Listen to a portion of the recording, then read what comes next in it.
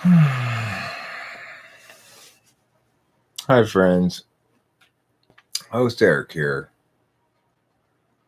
host of Talking with Famous People, and I'm here today to say, hey, no way. It's another live stream Q&A.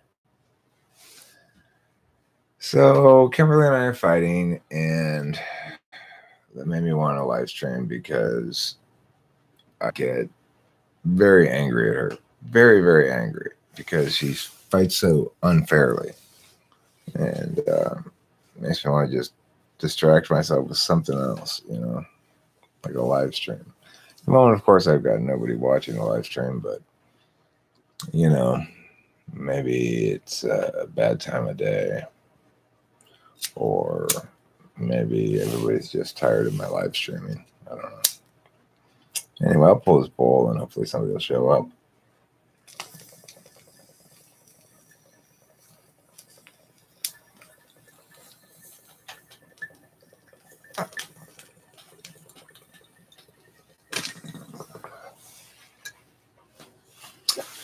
Well, I'm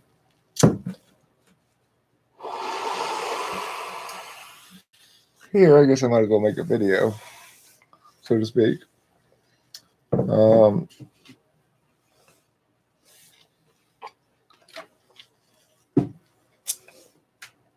A lot of times when talking about cognitive functions, people run afoul of one or another different ways of thinking about what I would consider incorrectly. Watching that Voltology stuff today was, watching that guy talk about Voltology and talk about how he uses NI all the time without ever demonstrating it and not having any understanding of what it was even. It was revealing in some capacity that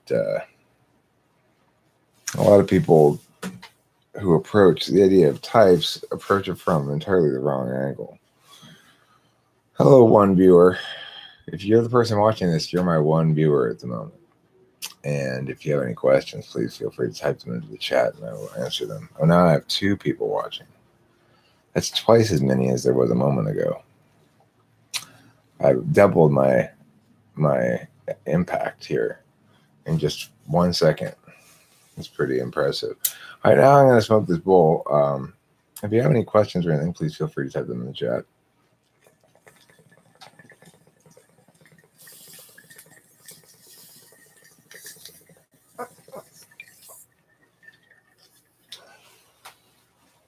So, one reason why I think it matters a lot whether you get your abstract definitions right is that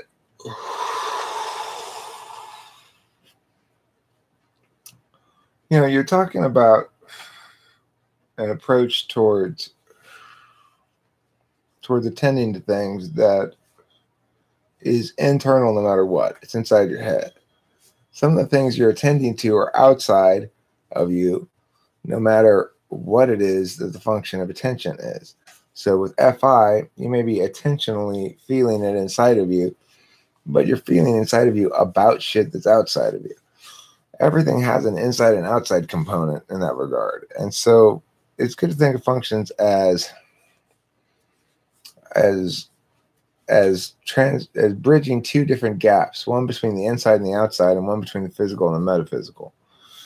So the senses, extroverted senses, they take in stuff that's outside of you, but by the time, your action in the world has impact that's outside of you as well, but you only are aware of that or can intentionally or willfully create such impacts if you know of them. So it requires some knowing function as to what an impact means or why it's good or bad.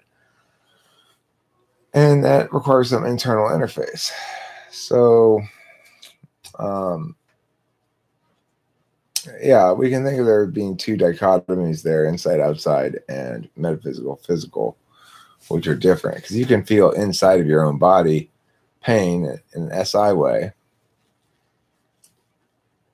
Okay, you're shoveling your driveway, huh?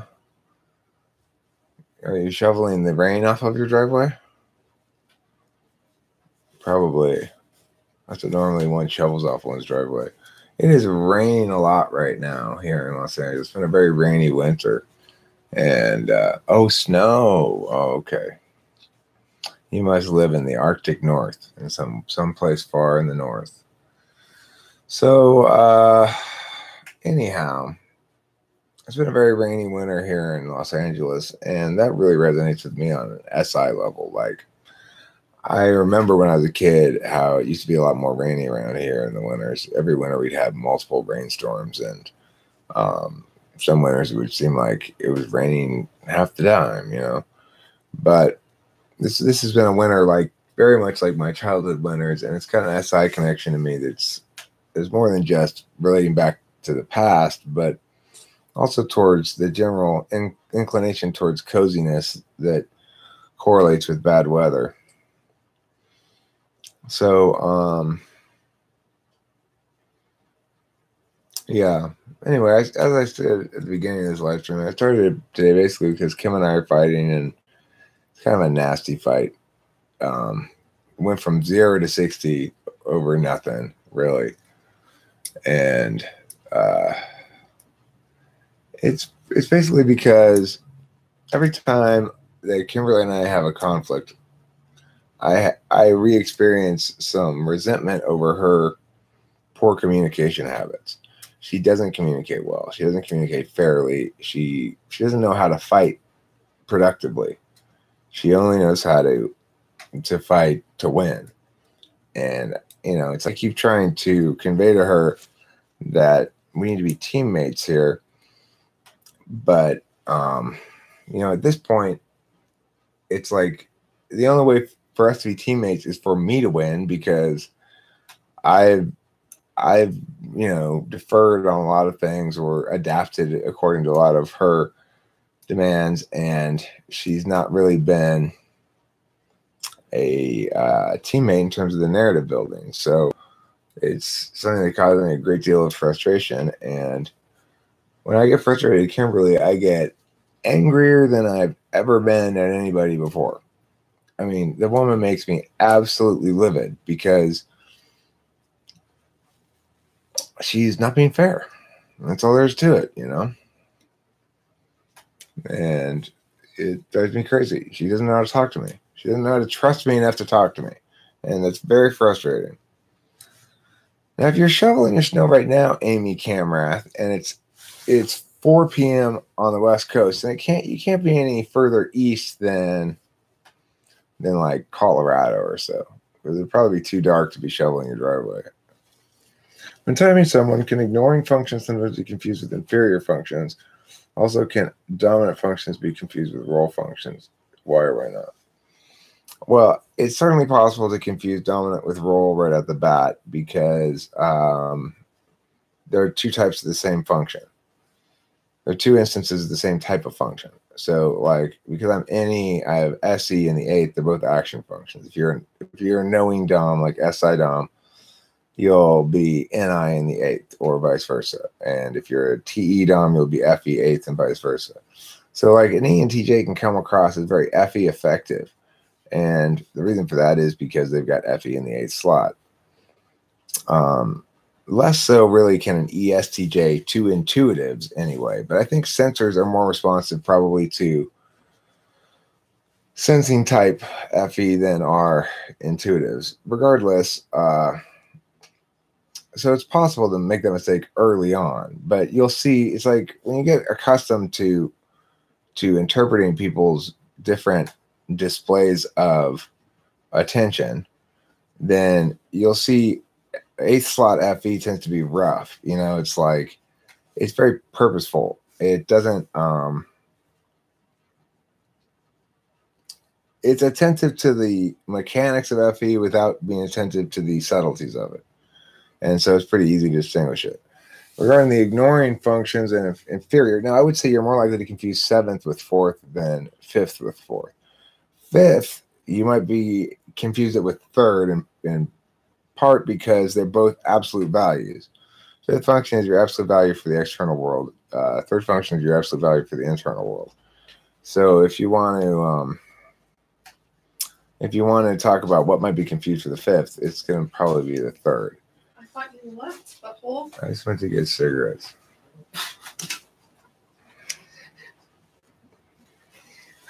What's the difference between TE and TI? Asked the thinker. Well, TE is a problem-solving function that deals with a specific problem and gets from point A, namely the current state of affairs, the status quo of the problem, to point B, namely the solution or the desired state of affairs, that's determined by FI. So you know what you want with FI, and then TE tells you how to get it.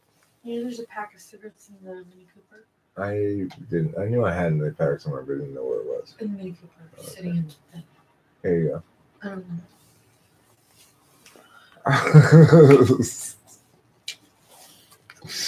Okay. Did you come out here and tell them that you've been naughty? No, I did start with the fact that we were fighting. Did you tell them that you called me a stupid fucking bitch? Oh, you were being a stupid. I didn't call you stupid fucking bitch. I called you a stupid bitch. Oh. You added the fucking. I didn't include that in my name calling. Oh, look at all those thumbs down. Thumbs down. So TI, on the other hand, is a legitimizing function. It basically says, what is your justification? Does your justification pass muster as a general justification that other people should agree with?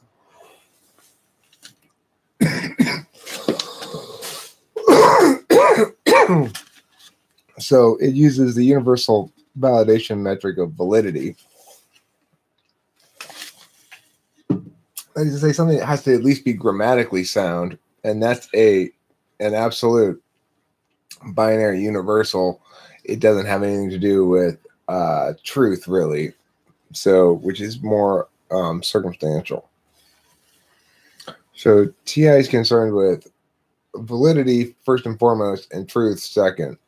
Really, NI is concerned with truth, but it can incorporate validity into its calculus, depending on where it is in the stack. So my MIL, mother-in-law, is an ESFJ, and she drives me crazy. Not sure why she gets so annoyed. I think I'm an INFJ, so would those two not mesh, or is it just being a mother-in-law? Well, ESFJ mothers-in-laws or ESFJ anything are very controlling people. They want, they're very good at playing like, and now here's my example of not being controlling. Now it's my turn to be controlling again, right? They like to do that kind of shit. And You so, do that?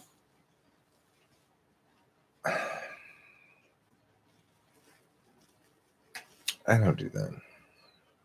Maybe a little bit, but not really. Yeah, well, it's not passive aggressive. It's that they want to know that they can control especially if it's family or something, right? They want that family experience to match up with their script about what their family life ought to be.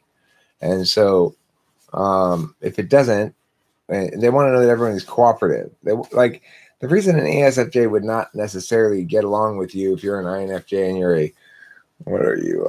daughter-in-law, then is because she's sensing that her FE, your FI is fairly closed off, right? She wants your FI to be up front and center where she can read it and use it. It's her validating function. If you don't value FI enough, then you're not maneuverable enough with her FE. What if Sheila held a sign in front of her face every time she went to see her mother-in-law that said, why are you so passive-aggressive? That probably wouldn't help. How can you tell the difference between an intellectual INFP and an artistic INTP? Meaning a subjective affects used for objective purpose, objective function for subjective purposes. Well, I know a very artistic INTP. He's still an INTP.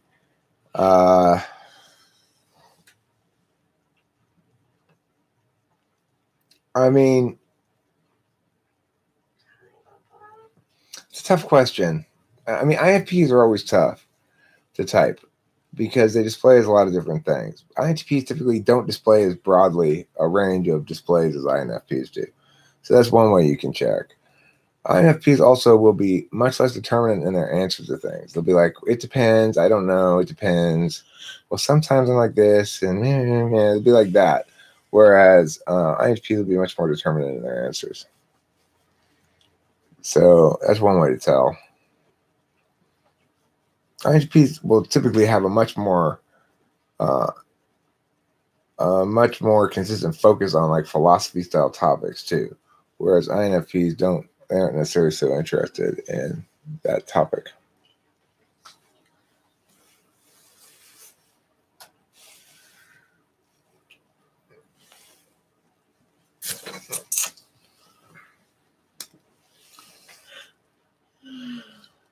Also, I'd say their SI displays a little differently too. I get the sense that INFPs are a little bit more put together in their physical SI. In other words, a little bit more tidy, and they have their shit a little bit more together, organized and stuff. INFPs seem to take the SE polar thing a little bit more seriously. Like, oh no, I'm not doing anything.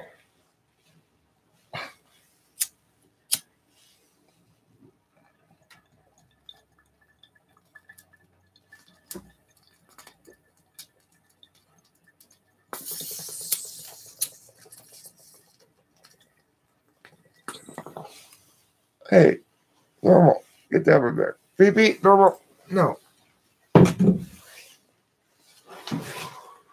No, come here. That is not where you need to go. Okay, let her stay there. Well, she's hiding from him. No, that's not what she's doing. At what age can you type a kid? I can type them pretty young. I mean, I've had them in,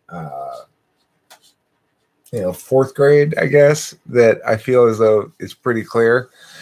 Depends on the kid, too. Some people are really clearly an instance of a type, and some types are more clearly displayed as instances of than others. So I have a pretty easy time spotting NTPs. They're fairly rare, but when I spot them, it's pretty obvious. They like latch on to what I'm saying, like, oh, somebody's finally speaking my language, It's interesting because, of course, kids don't try to game anything at all. They're not capable of it. But you also can't believe them necessarily. You can also tell with babies, too, whether or not they'll be extroverted or introverted, can't you?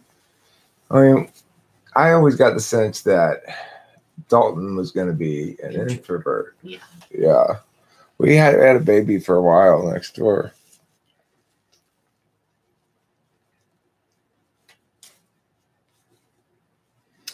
Okay, so the thinker asked, what happens after you decide that someone is going to the slammer? Do you try to shoot them an email saying, hey, you typed wrong, or is it just a way to say that this person has failed?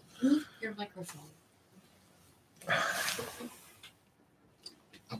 Well, that's an excellent question, the thinker. The answer is I actually drive to their house and I put them in cuffs and I lock them in a cage for weeks, months even.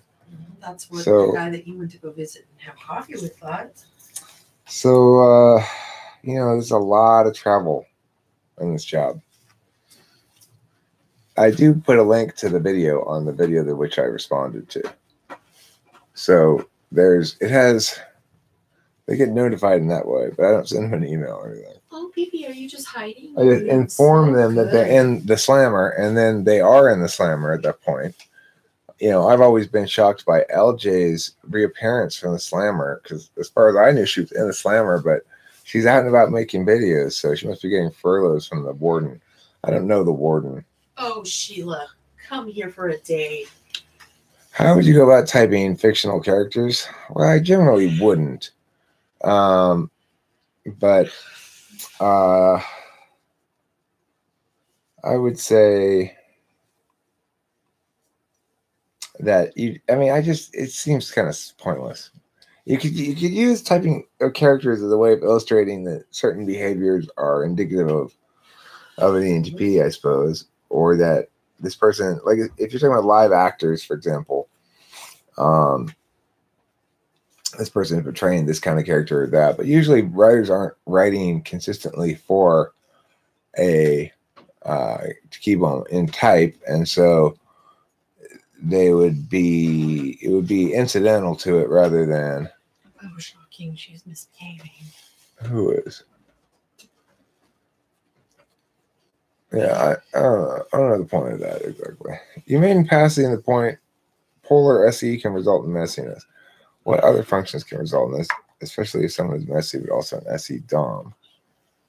This?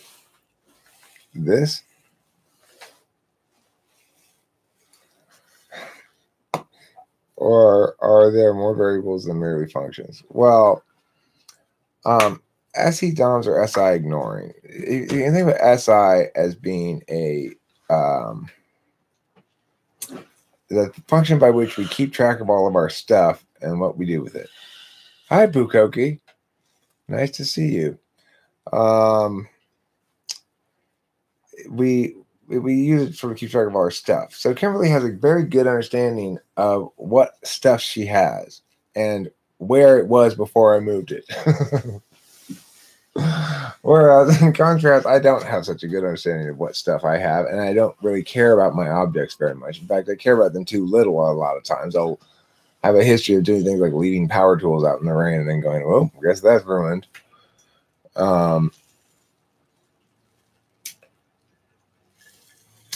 So ignoring SI will sometimes be messy, but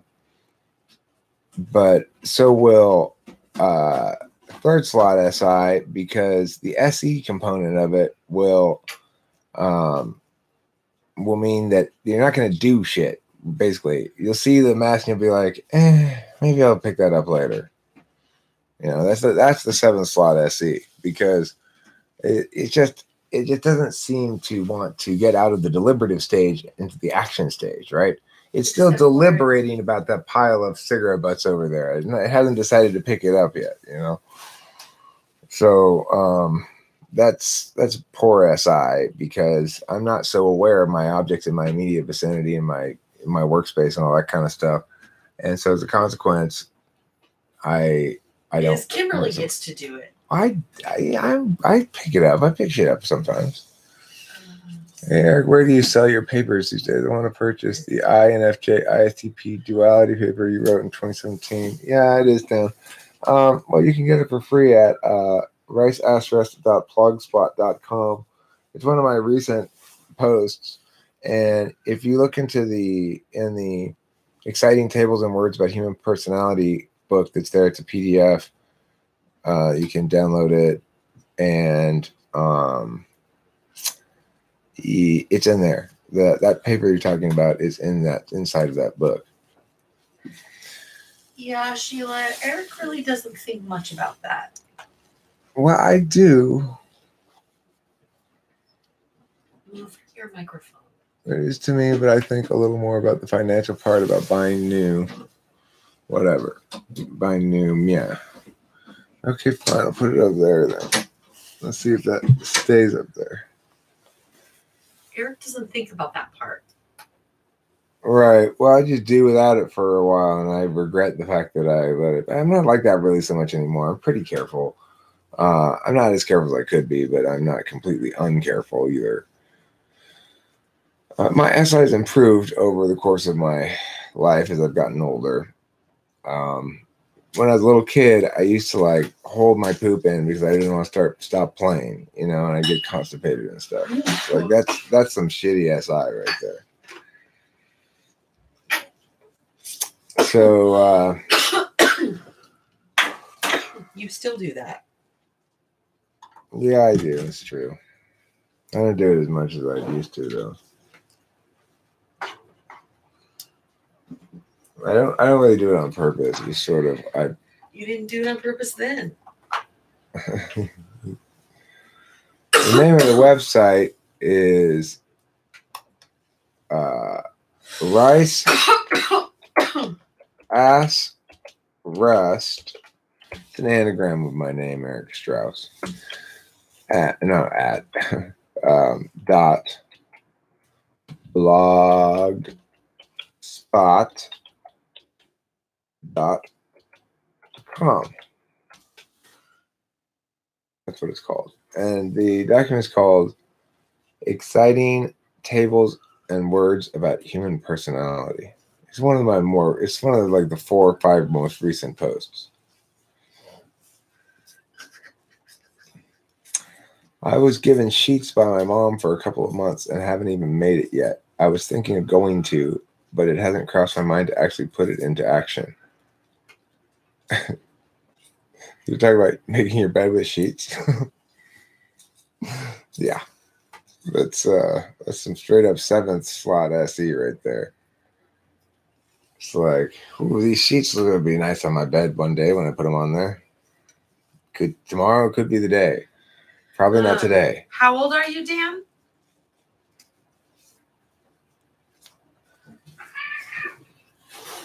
Dan needs a woman. Well, Dan is not gonna. Okay, Dan, if you wonder why you're not getting laid, you may want to wash your sheets. He didn't wash them. He hasn't even put them on his bed yet. Okay.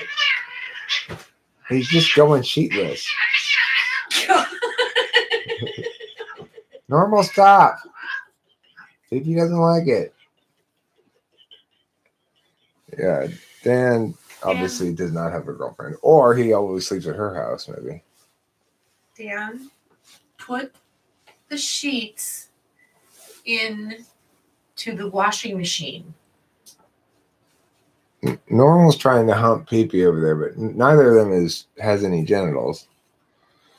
But Normal, who's turning into a teenager at this point, we're fairly well along in teenager, is trying to hump pee-pee, who's an adult, and she's just too bad, Dan. Wash your sheets. He hasn't not washed them. They're not been dirty yet. He hasn't put them on the bed yet. Well, you don't want to put them on the bed while they're still in that weird square shape. Look, Jojo Shabadoo says that he's bypassed sheets, only use a duvet as a top situation and a fitted sheet. That's fine. But I do make the bed every day. One yank and it's made. Okay, but the problem is that bottom fitted sheet.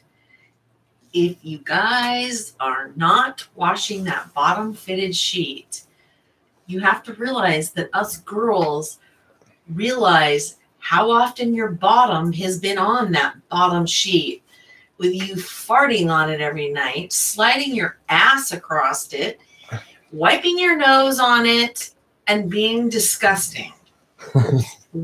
Besides all the other things you do in your bedroom. Oh, Joey Jojo Shabadoo is a female, so she washes it, she says, occasionally. Okay, good. Well, same goes for girls, too. You know, wash the fitted sheet. Well, yes. Okay, that's fine. That's fine. I'm not opposing that. Pedro Santiago says, you remind me of Dr. House and the TV show House MD. I don't know why, maybe because you wrote the interviews. I've heard that comparison before on a number of occasions. I've never really watched the show, but I've definitely heard that comparison. He does seem to be, from what I've seen in like ads for the show and stuff, to be a character that's basically an HP. He seems like a cranky one. I'm not that cranky, but then again, I don't have a limp and a cane. Wait, what? Did you just tell them you're not cranky? I'm not that cranky. You are cranky. I don't think I'm cranky. Well, of course you don't. I do chores and cleaning around the house. I just don't like being told what to do until I have the determination to do it. In other words, until you're done deliberating about it. I can pick something dirty up from the living room, throw it away. Well, I'm a pretty good cleaner. I'll tell you one kind of cleaning that I really actually enjoy doing is vacuuming. I like to vacuum. You're a very good vacuumer. Is introverted intuition smarter than extroverted intuition? That's a strange question. I mean, what do you mean by smarter? It depends on what you're trying to do with it, I guess, in terms of whether it's effective. You have to wait for NI, whereas you can kind of force NE. You can't force NI. But NI is potentially more decisive, I guess. Depends on the kind of situation you're talking about. Would I rather, comma? Yes, I'd rather, comma, than anything. I'd rather, comma, than eat barbecue. Find my sense of humor and my bluntness refreshing. Well, thank you, Sheila W. I appreciate being found refreshing. I've always aspired to be more like minty gum. Is your family like MBTI too, or do you annoy the hell out of them with it? It's probably a little bit more the latter, I guess. I think they probably. We would enjoy it if he didn't annoy the hell out of us. If you wouldn't, yeah. I mean, yeah, we would enjoy it if he didn't annoy the hell out of us. I mean, I think understandably people get sick of me seeing everything through that frame, and I get sick of me seeing everything through that frame sometimes too. I don't necessarily always use the frame as a consequence. I'm aware of that, but we get the MBTI/debate. I would much rather have the debate. I'm sorry, the MBTI be a part of it. It's the debate that makes me want to punch him. So you get ENTP/debater/MBTI. It could be a shit show around here. It has been a shit show this afternoon, let me tell you. But it does us a lot of good to be on camera together, because we're not on camera together. Always with a pushback. Okay, on mic together. Mm-hmm. Because you know, I always, this is an area where we work well together. Would you rather get one superpower you're choosing or two superpowers chosen by a random person? Do I get to see the full list of superpowers? Of possible superpowers?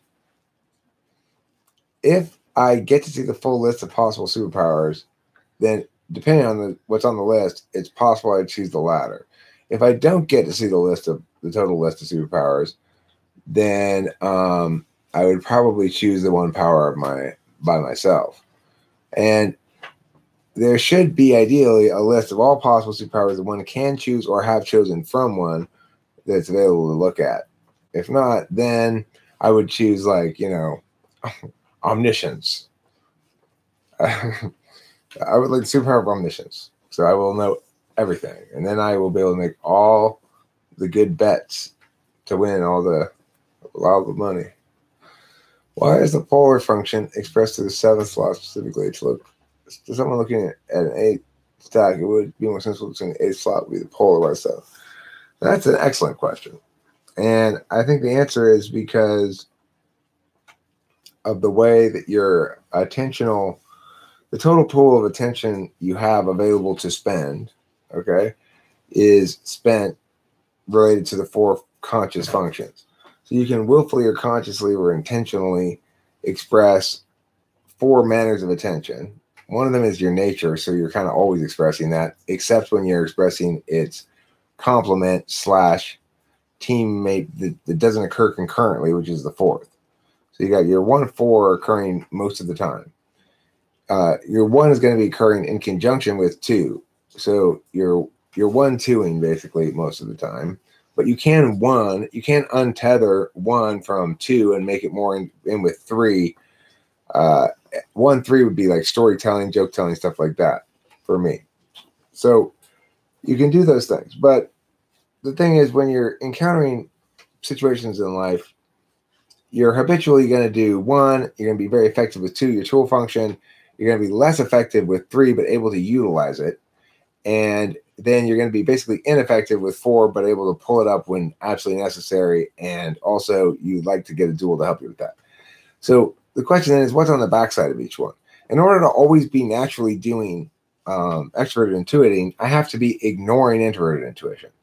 In other words, for it to be my nature and my base function, my program function requires that I ignore the other kind of intuition, because the other kind of intuition is always trying to resolve things into singular answers, whereas extroverted intuition is always trying to move away from singular answers into more possibilities.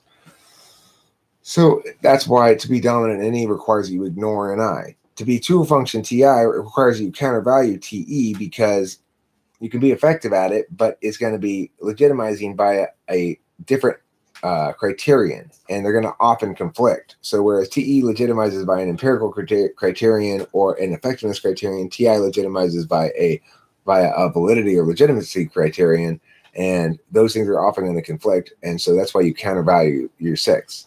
And then with your seventh, your third is your absolute value that you use kind of clunkily. You really want to achieve in there, but you're not actually attending via that manner of attention as a primary means of attending, either as your program or as your tool. So as a consequence, that's why you want to achieve there as well. But you're kind of doing a halfway realized form of that, just as a value less than as an intentional manner, which means that on the backside of it, your actual feelings, the reason you're ignoring them completely is because they conflict with your tool function every time. The tool function is what you're using every single time to deal with a problem. So if I'm using every single time a disinterested calculus to deal with any given problem, then I'm not using an interested calculus. It's the exclusion of my seventh. The tool function being one that you're willfully utilizing to solve problems, but that's an instrumental value, not an absolute value, requires that you not ever use the seventh, basically. And that's why it's your polar there, because it's the flip side of the function that's paired with your second. And I hope that was explanatory. That was kind of complicated, but that's why. I would love to talk more with others, but being an INFJ, I can tell the second I loose them, and will stop and change the conversation to what I think they will enjoy. Yeah, well, that sounds very INFJ of you.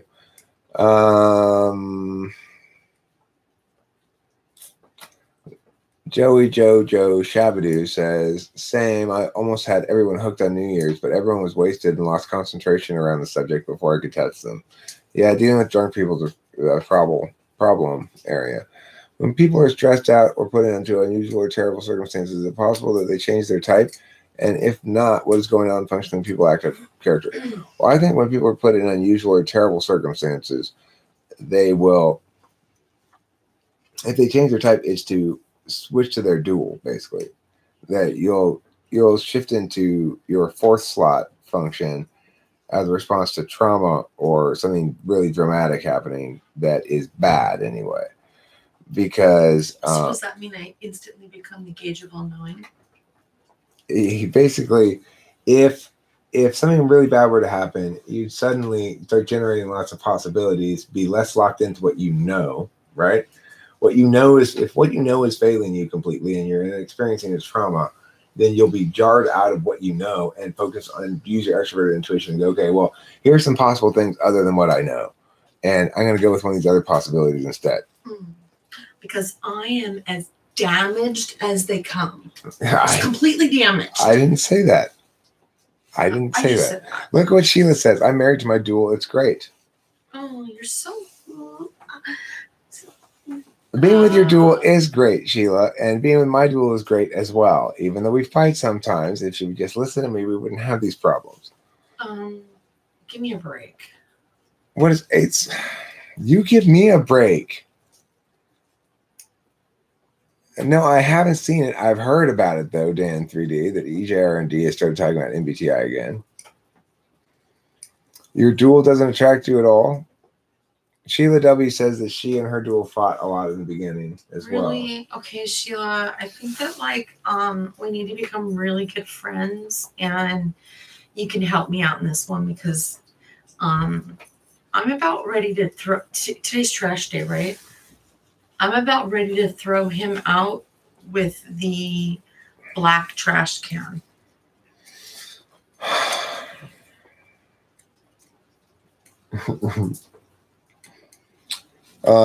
In the beginning. So how long did the beginning last?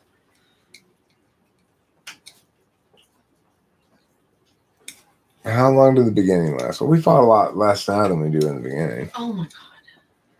We are 20 plus years J-O-W. What does J-O-W mean? Jow. First 5 years, she said. You fought a lot for the first 5 years? Oh my God. Oh. Yes, I've heard of the band Weezer. The lead singer claims to be an INFJ, and you think he's mistyped. I would believe he is an INFJ based on the aesthetics of the band, but I could look into it. Does he have YouTube videos? It is raining here too. The negative ions are making me extra annoying to Kim. Maybe, but I love the rain, and he's just not behaving. I also noticed female NHP hasn't been active in a while. I think she's considering I think she's reconsidering her type. How does a TI user... I think what I said at the end of the last video worked. That's what I think happened. When I said, don't believe me because I'm right. Trust me because you're courageous.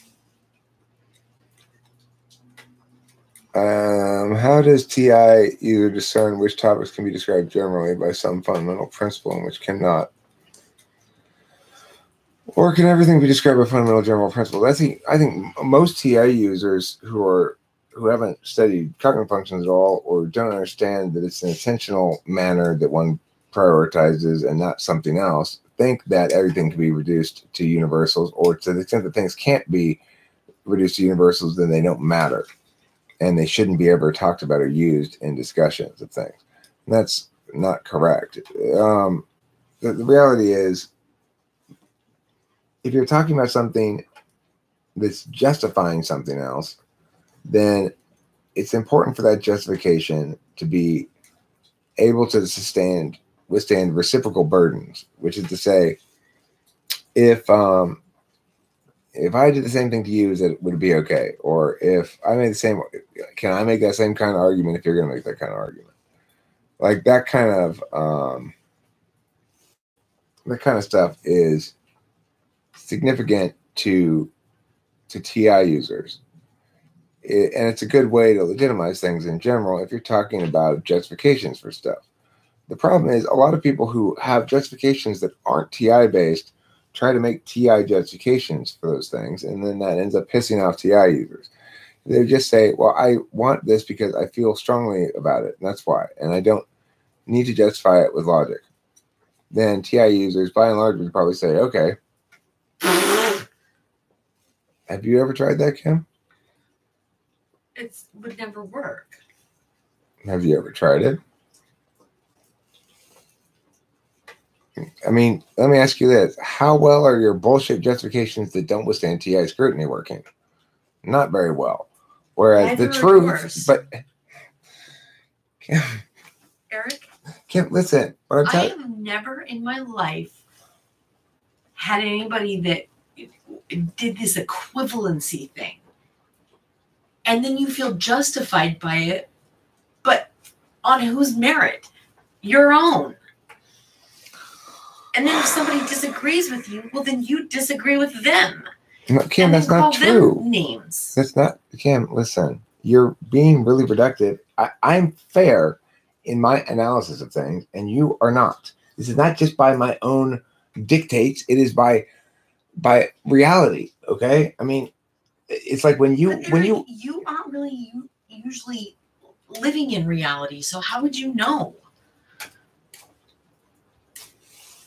You're not. Okay, so Kim, this is how we know I'm fair and you're not. Because often in our conversations, I will say, okay, Kim, you're right about that. That was my bad, and I'm sorry about that.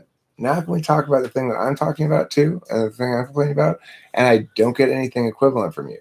Now, it's not because I'm in the wrong more often than you are. It's because... Just because you say that doesn't give you an excuse. You seem to be forgetting what point we're arguing here. Okay. So, it's frustrating for me because I am abundantly fair, and I do try to have positive communication habits with you, and it's not necessarily the case that you reciprocate.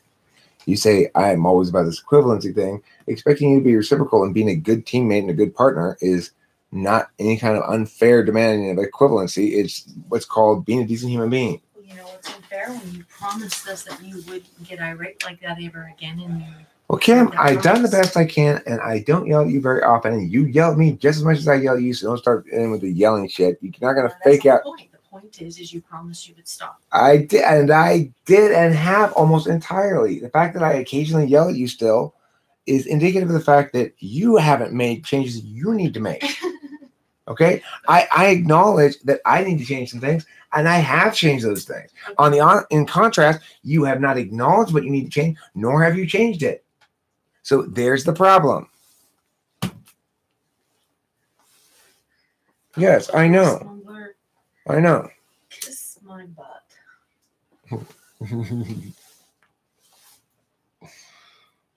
Yeah, INFJs, you can be marriage counselors. What you need to do is tell Cameron to listen to Eric.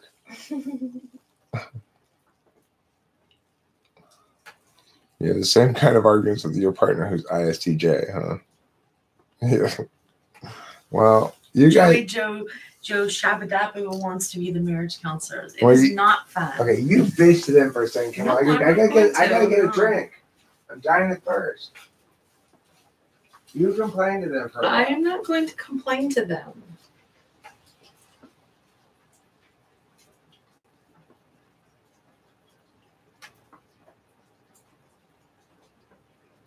I'm ISFJ.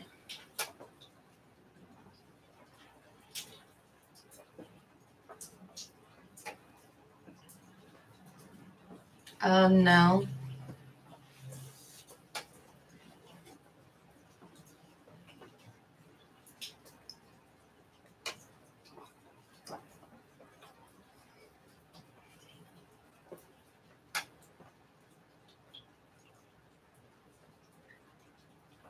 Two years almost.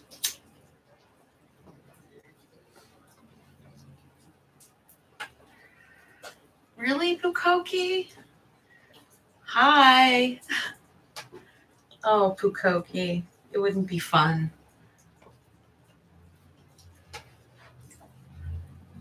Eric's a piece of work. All right, I'll ask him.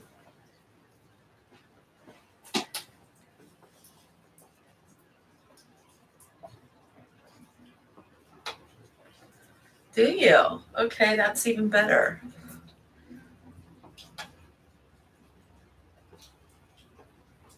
Yeah, I'm glad you did too. I hope we can. He's just makes it crazy.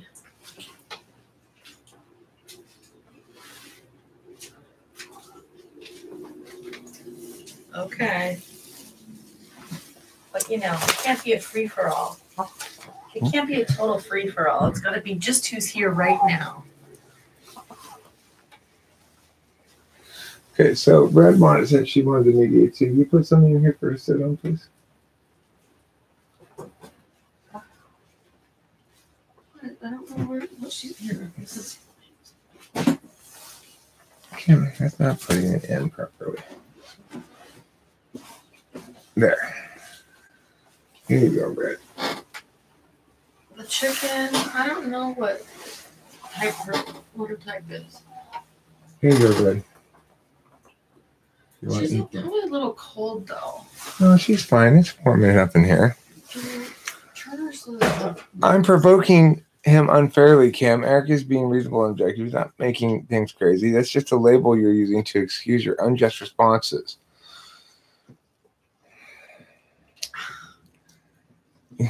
Pukoki is her full name. Her first name's Pooh. Her middle name's Ko. And her last name's Key. Pukoki has volunteered to be our marriage therapist. I like Horse Mumbler as a marriage therapist. No. You know, Red's a good marriage therapist too. She loves us. She's a good chicken. She made us an egg today. As you can all check out the video and see. Yeah, literally. If you haven't seen it, I got some up close egg laying. Up the, what's that thing called again? A Coca-Cola or something? Coca. Coca? Do you think the SENI axis developed earlier in humans than the SINE axis developed simultaneously? Well, I mean, the thing is, lion peeled. I don't really have any idea where cognitive functions or human consciousness came from.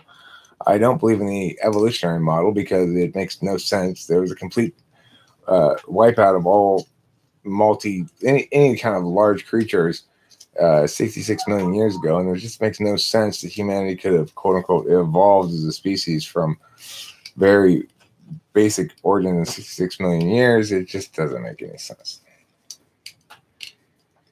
So I don't know where they came from. Wherever human beings came from, that's how consciousness is or how it expresses. Is there any truth to the dichotomies in MBTI? I don't even want to see it, horseman. I don't know what you mean by the dichotomies. Do you mean introversion, extroversion, thinking, feeling?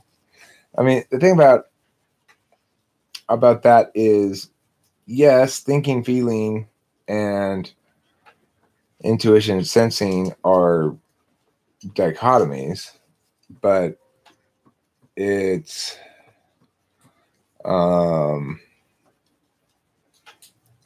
did you bust my chops on that one, horse mumler? Sounds like I got my chops busted on. Sounds like no, I think it's probably me getting my chops busted. I hope so. There was one of those when I put up. Yeah, oh. I got my chops busted on. So, that's the thing. Horse mumler's being fair. That's all I'm asking of you as well, is fairness and being reasonable. You know, what music art am I interested in listening to? Well, his own. Mostly my own. I'll find it later for her. Mostly my own, but I like to listen on the radio to Jack FM, which plays a variety of different kind of like hits and stuff. I like peppy stuff. I don't really search out much new music, but you know, I we have Donald Trump in here. Hi, Donald. Good to see you. Are you considering my offer to become your press secretary? I have made that offer, you know. It's still standing. I'll be your press secretary if you want.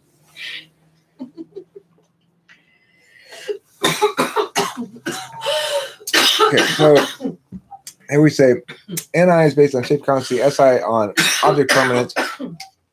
Could that make NI DOMs more susceptible to aphantasia or poor visualization skills? It's a good question. I think of myself as having very poor visualization skills, and I'm NETI. I think in general, I would argue that the more metaphysical you are, the poorer your visualization skills probably are in terms of being able to visualize real experience. Because you're more proficient at visualizing symbols or icons of things if you're going to do visualization at all, and you're probably most proficient at auditory symbols because communication is basically primarily auditory between people. This is evidenced by this video. You know, text is a way of writing down words, but it still has a certain voice or lilt to it or cadence to it when read out loud, because it's still fundamentally an auditory form of media, you know. How does SE polar oops, you okay, Red? And INFPs look like? Well, it looks like a person sitting someplace and goofing around on the internet and watching this live stream and putting off the other stuff that they're supposed to be doing and all that kind of stuff. Is visual thinking correlated to a function? If it were, I would suggest it would be correlated with TE and or SI. TE is necessary to be able to visualize certain kinds of physical world problems in order to figure out ordinally how to address those problems in a series of steps. SI, it remembers on a more high resolution basis than does NI. So as NI takes away the rule from something, SI remembers the actual experience. I think probably Kimberly said she used to have a better memory than she does now, but probably Kimberly can fairly vividly remember certain experiences in a way that I couldn't hope to. But I mean, I'm not sure. You don't give a shit about TE. Yeah, well, TE Shmee. I'm with you, Pukoki. It's countervalued for me.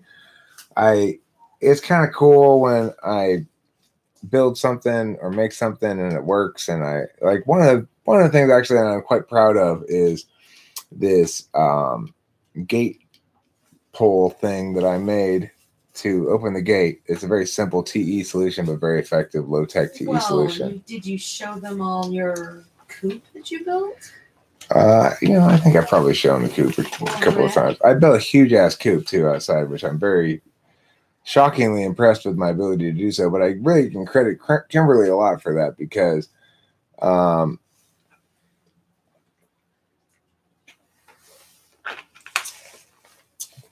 well, as part of what a duel does for somebody is it, like she makes me achieve in my 6th slot.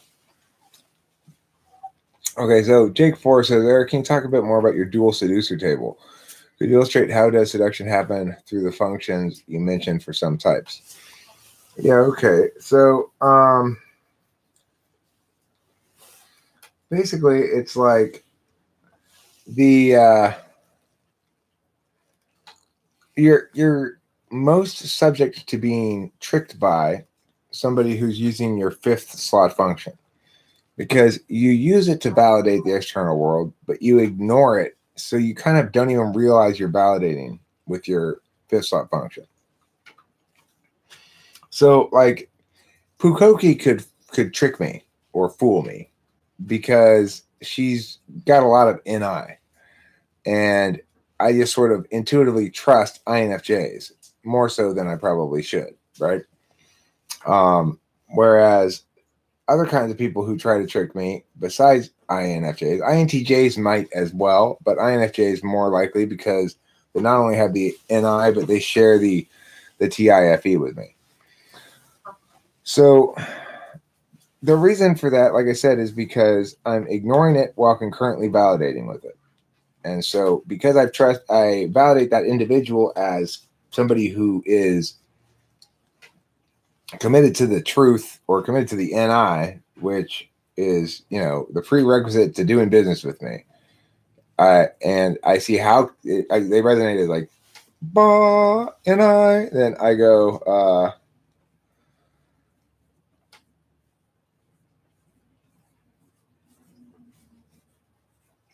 I got distracted by reading something else. So yeah, that's why I can get tricked by that type, and I find it seductive. I think that this person's got it all organized correctly. At first blush, if you don't know anything about cognitive functions and you're an ENTP and you meet an INFJ, you're going to go, finally, somebody who gets shit around here. Finally, somebody who understands the way the world ought to be. And you're going to think like they're a perfect match and stuff. Right. Well, Pukoki says she went on a date with an ENTP who wasn't looking for a relationship. By the end of it, he wanted to be your boyfriend. Doesn't surprise me at all because there's going to be an immediate rapport and like connectivity between real INFJs, which are rare enough, and real ENTPs, which are also pretty rare. Especially if you don't know anything about cognitive functions. If you do know about cognitive functions, though, you should not get in that relationship because ultimately both parties are seeking what the other person only wants to provide at work. See, I only want to provide SE at work or doing my projects, basically whatever. I don't want to have to provide it for you. It's like not fun. It's not hard, but it's not fun. And I don't want to provide it for you. I don't want to provide your SE, INFJ. And you don't want to provide my SI. You've got enough SI for yourself, and that's about it. And you don't want to have to provide me SI. And the thing is, if an INFJ and an ENTP get in a relationship, that's the seducer because it's not the relationship you're meant to be in. You'll be continually looking for something the other person doesn't want to provide. And that's why it wouldn't last. You got to get with your dual, I think. I mean, I don't know. For alpha, you got to get with your dual. I've heard a lot of people tell me from other quadrants they couldn't imagine being with their dual. Like, I've seen a couple what I would consider failed INFP ESTJ relationships, although they were still together, so I don't know if that counts as failed or not.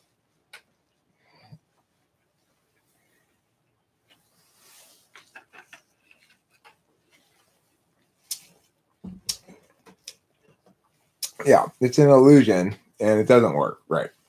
Because ultimately, the INFJ will just get sick of like, okay, all these ideas, but you're not helping me put into action any of my NI brilliance.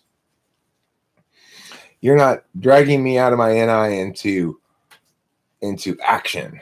We're just sitting around being lazy together. ESTP is your dual, Pukoki, and it would make the most sense if you can find a good ESTP. There are smart, good ESTPs out there, but there are also a lot of douchebag ESTPs. So, you know, ESFPs, don't do that to yourself. You don't want to do that to yourself, Pukoki. I'm not going to lie to you. You don't want to be with an ESFP.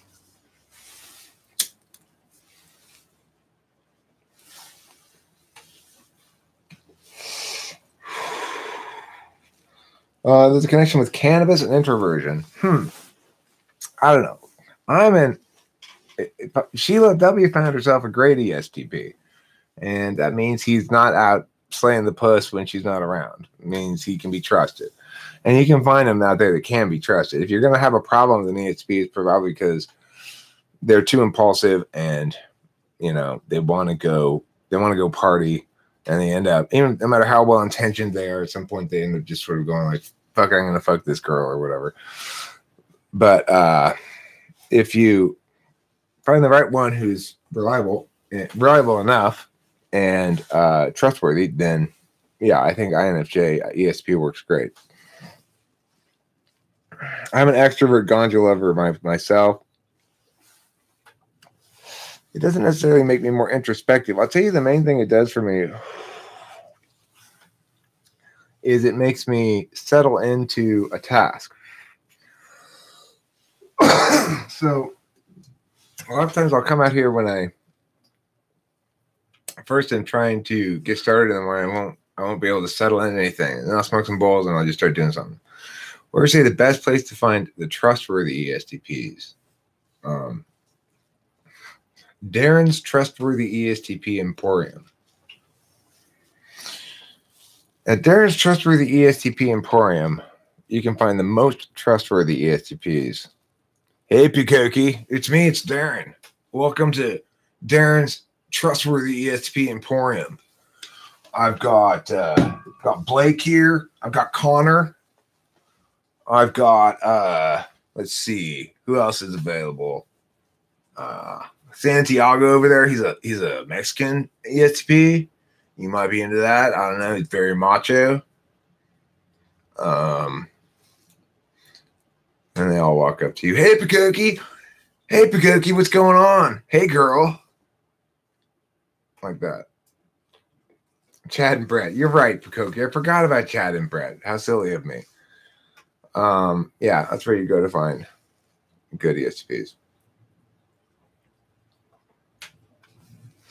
Right, Naomi, you're absolutely right about that. Is a dual friendship is neither draining nor stimulating. And I have a dual. My oldest friendship is a dual. My friend Dave Porter, he was 4 years older than me, and even when we were little kids, I was like 3 and he was 7. We were still friends, which is really strange if you think about it. And we've been friends ever since I was 3 years old. And he's my oldest and really my best IRL friend, you know. And it's exactly what you say. It's satisfying. It's good and simple and satisfying, but not but not juicy at all. You know, there's nothing juicy about it really.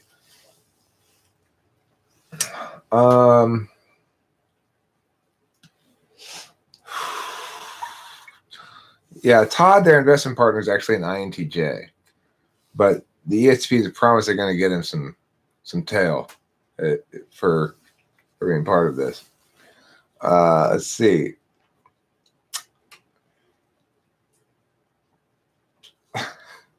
Probably call you Betty. What up, Betty? You want to go surfing? I'm going surfing right now. Are you going to be here when I get back? You just wait here, all right? I'm going surfing. Okay. That's how ESTPs get chicks. Hey, girl. Anyway, I'm going surfing. You going to be here when I get back?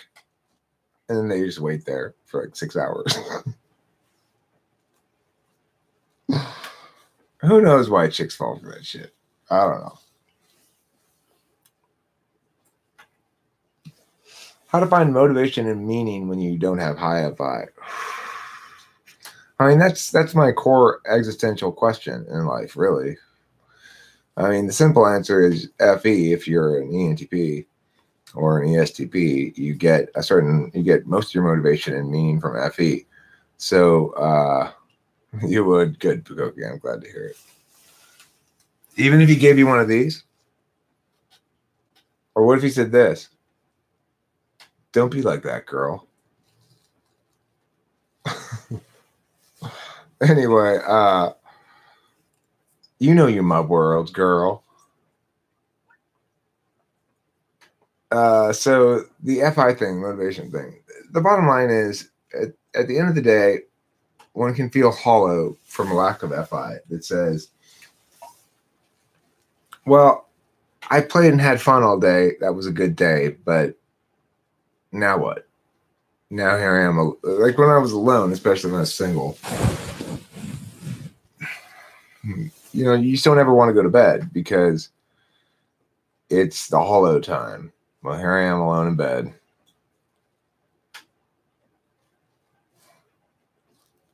Now what? That helps with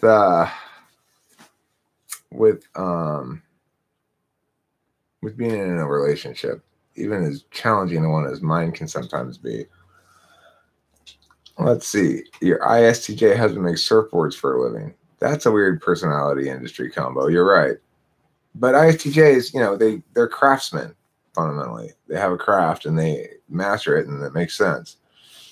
Yeah, they probably would. That's why INFJ is meant to be with the ESTP, because they'll probably try to turn that little trick on them. You're taking a class that'll have us take an MBTI test. How would you approach the class about it? Well, I mean, I would say MBTI is kind of an old incarnation of this, and the cognitive function model is understood better now. And, you know, I'd start by directing to socionics because it has a certain amount of name legitimacy or something. It's closer to right than MBTI, that's for sure. Dating was different back then, Sheila W. Believe me, I know. You've been with him for 20 years. Like, that was before the internet and before cell phones and stuff, really.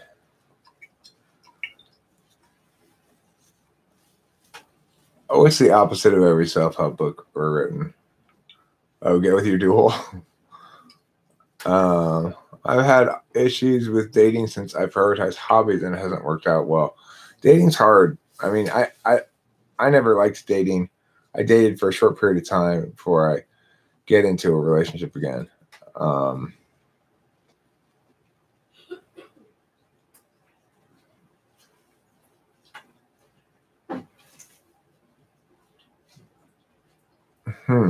Fatherly abandonment issues, perhaps. They want someone who will show up at the end of a long wait instead of disappearing permanently.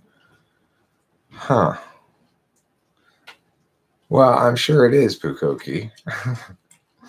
The thing is, you got to remember, I also emerged from adolescence with some damage related to that sort of thing. It's like I I was not very, I didn't consider myself, and I would say in general, accurately concluded that women didn't consider me particularly reproductively viable, you know, like not a good option.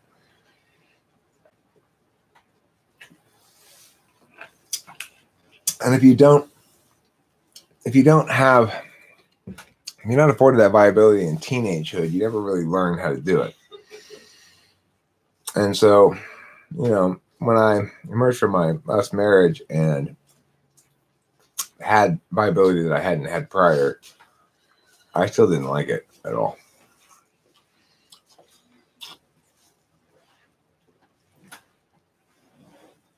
Matthew Alistair says dating is about pain and misery. Hey, Matthew, why don't you date Pukoki? You guys are about the same age. How old are you, Matthew? Pukoki, I'm getting you a new boyfriend.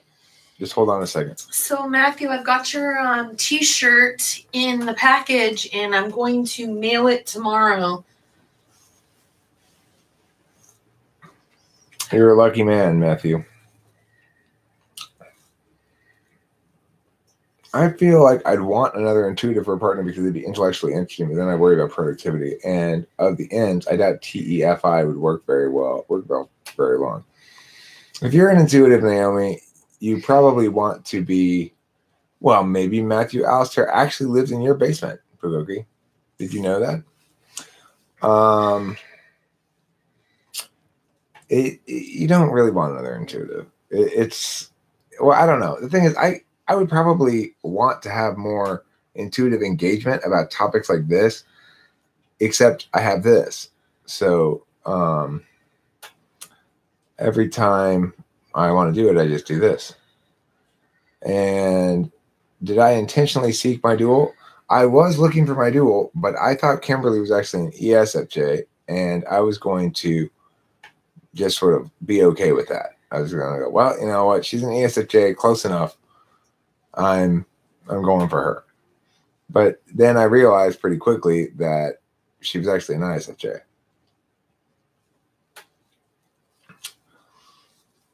I told you he lives in her basement. Yeah, that's a terrible, terrible thing. She just hasn't looked down there yet. She just moved. I don't know if you guys are aware of that. No, one single person cannot fill all a person's needs. Absolutely not. Your dual doesn't fill all your needs. Your dual, for one thing that your dual does is makes it possible for you to fulfill your own needs in your fourth function. I agree. So, like, Kimberly makes it possible for me to have good SI. She doesn't do my SI for me. She doesn't feel my internal sensing for me. She just creates an environment in which my amount of SI that naturally occurs is sufficient for me to fulfill my SI needs here. And similarly, Becky O'Coin, I keep seeing comments from you. I will get around to you at some point here. I will click you again and look and figure out what's going on. Well, she hasn't found him yet. She has to look down there. He's hiding behind some of the old boxes that were left by the previous tenant. He's got a little camp made down there. He's got all of his poop and pee in a jug that he's going to throw out eventually. Would I do a collaboration with Megan Lavoda? I'll tell her you send your regards. Oh, look at him. He's blushing. I am not blushing. No, look at it. If I'm blushing, Tim, it's because you're making me blush, not because of that. Oh, Sure, I mean, wears a tank top. Oh my God, Kimberly, you're so ridiculous. You're blushing. If I'm blushing, it's because you're making me blush. I can make you blush. I would be happy to do a video with her if she wants to. I don't know what we talk about. I mean, I've kind of teased her on occasion in the past.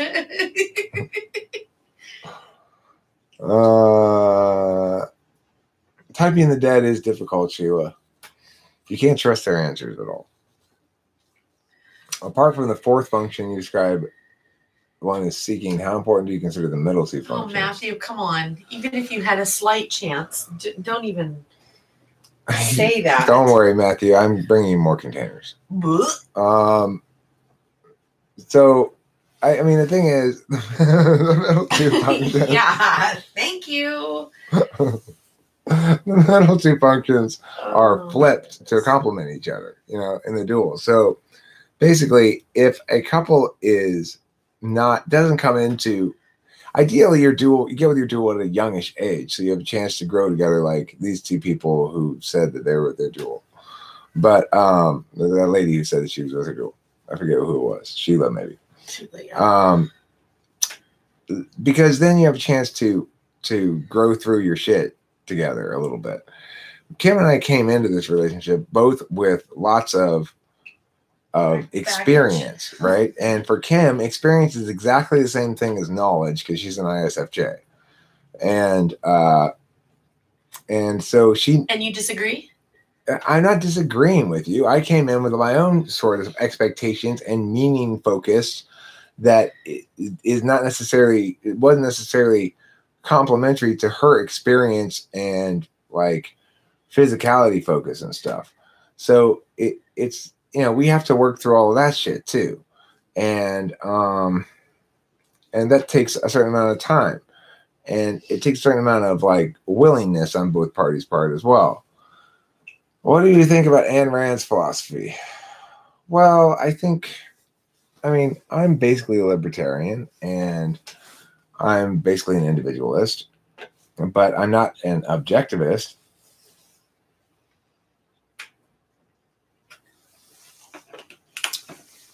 Because I recognize that the world's a little bit more complicated than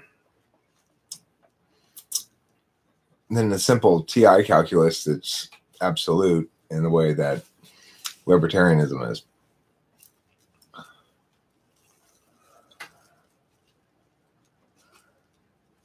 I see knowledge is completely separate from experience. Well, that's because you're an NI-dom, probably. Yeah, we have 40 years of who we are, and we're set in our personalities. Kim had a lot of history of being single, too, so she's not used to having somebody as much up in her environment as I am up in our environment. And my ass. Do SI-DOMs get more easily traumatized if they have negative baggage? I don't know if that's the case. They get, well, I mean, I think it's more persistent. It's like the trauma is more persistent because they think about it more frequently than somebody who's not thinking about the past so much. And Kim has an interesting habit of provoking the reaction she wants to criticize in there. Is that an ISFJ, I think you mean to say, a thing, or baggage from past relationships? It's a baggage thing. It's not implicit to ISFJs. My friend Dave Porter's an ISFJ, and he's not like that. And my mom was an ISFJ, and she wasn't like that. My mom and I had incredibly easy communication. We were incredibly fair and decent to each other. We consistently look, when we'd have fights, we'd look for ways to take accountability onto ourselves, to compromise our way down to the proper end to every fight, which is hugging and saying you're sorry to each other. And that's how all fights resolved in my family, right? So the fact that Kimberly doesn't do that is incredibly frustrating to me. And I see it as an assault on like goodness and decency. But really, it's because she's not been with somebody who's been able to communicate correctly with her before. In other words, she's not trusted the other person. If I say, I'm sorry I did this, then I'm either just using that to try to force her to say sorry, or it's always combative and it's always oppositional, right? It's not cooperative in nature. And that's something that's learned. It's not something that's type specific. You learn to be uncooperative when you learn to distrust. And people who have experienced a certain amount of trauma, the main area where they learn where their damage shows is that there's a test. It's a psychological test that they give where basically it's a game that they play where you invest a certain amount, and what a test is, how well is a person able to resume trust after an apparently trust threatening action. So if I do something that is potentially negative, like, for example, let's say we're having a conversation and I'm fighting with her, but we're fighting fairly for a little while. And then let's say I say something mean. How easily then can the person, if I go after I say something, you know what, my bad, I shouldn't have said that. How easily can that person restore the state of trust that existed before I said that mean thing based on my apology and shit like that? That's where people who haven't learned to trust aren't able to do that. And so once something, they don't understand that reciprocal restoration of trust process. They never learned it. And it's not type related, it's experience related in that regard. But they can learn it. And this individual whom I'm with is not as aggressively distrustful as she was when we first got together, for sure. That study was particular to BPD, but it's particular to any kind of, but the trust issues are particular to any kind of non-stable attachment style. And non-stable attachment styles emerge from childhood trauma.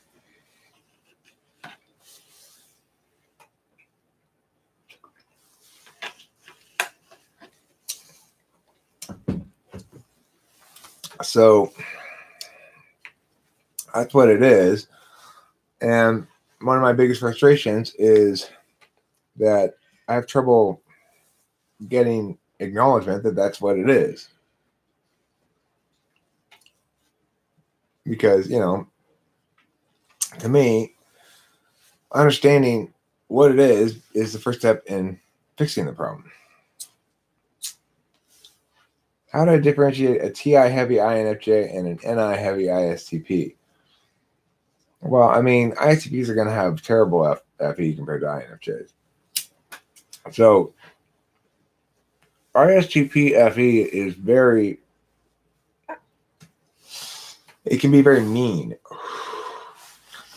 It's like ISTPs feel justified in tit for tatting a lot. Like, if an ISTP feels like you've done something mean to him, then he'll do something mean back for sure. Two wrongs don't make a right doesn't register with ISTPs as far as FE goes. Whereas, or ENTPs.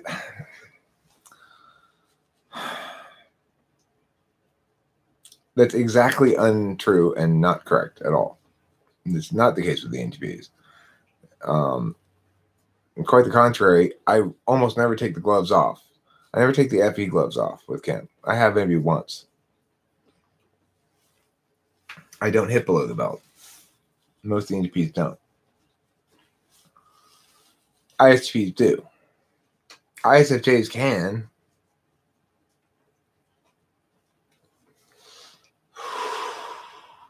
What would an ENTP look like with anxious avoidant attachment stuff? I don't know. I suspect that ENTP correlates with good childhood. I don't have any proof of this, but I think mostly ENTPs are spoiled and well loved. Delilah. Yeah.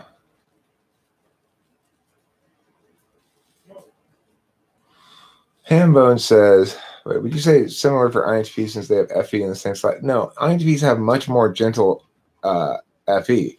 Well, because they're not SE users. They're potentiators. They ideate out what might possibly be impacts of things and do a lot more deliberation. The ISTPs make their FE decision and didn't do it. And they check to see if it's fair. What they mean to me? Yep, it's fair. Do it. Let's see. Well, the reason FE and SE DOMs don't like their duals is twofold. First, they don't value their duals DOM function because they get along just fine without it early in life. Did you hear us in here? Could do INFJs prioritize the NI truth about people's feelings? Does DOM tool FE have the capacity to override a person's feelings for the sake of their overall personal development? Like, I mean, anytime you have a tool function, it's just an instrumental value. You don't actually value its values. So I don't really actually value consistency. it's instrumental towards my being considered competent. It's if I want to be perceived as competent and gain people's attention, I have to be smart and consistent logically with my shit, because that's the tool function I use for everything. So it's the means by which I'm going to achieve my third slot function, absolute value.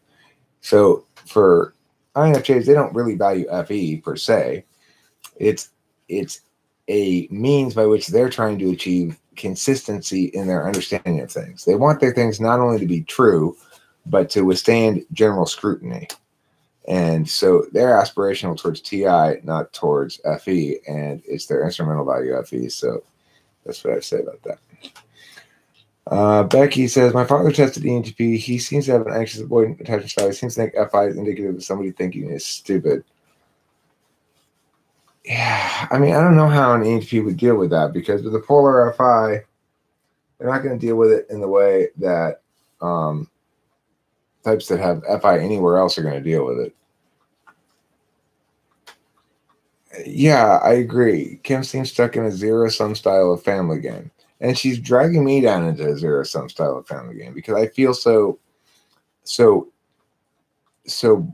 shabbily treated in terms of any concern for there being equity on the discursive plane, that it makes me feel like I need to win. And I'm not like that. I'm not somebody who tries to win in relationships, but that's assuming the other person is being a teammate as well. If they're not going to be a teammate, then it makes me want to go try to win too.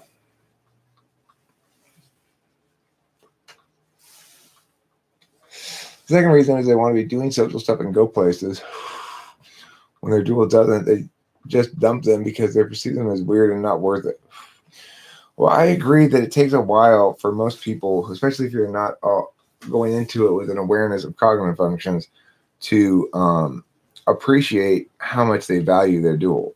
That the extrovert type is likely to overlook the dual and not think that there's anything special there or worth noting. And the introvert is likely to think the extrovert is like isn't going to be interested in them, or they're not. Well, likely think the same thing about themselves, probably.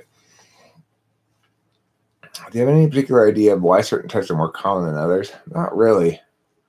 I don't know why, except that, I mean, obviously, there's society has more or less what it needs in terms of population spread of things. I mean, you might say, well, what do we need ESFPs for? And that's a good question. But there's got to be something we need them for. I'm not sure. Somebody's got to be the strippers of the world, I guess.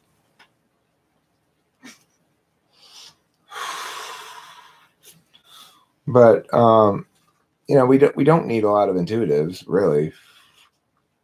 We don't need a lot of ENTPs going around and saying, well, here's another bunch of random ideas, and here's a bunch of random shit, and yeah. So, we don't need we, quote unquote, humanity doesn't need, quote unquote, a lot of NTPs, but it's strangely set up to reward them because of all this weird focus on academics that society has developed. I don't know what I said about ENTJs.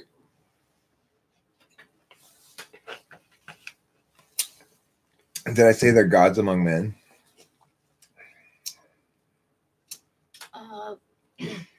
Kenji Mole. Okay, you're ISFP. Happy birthday.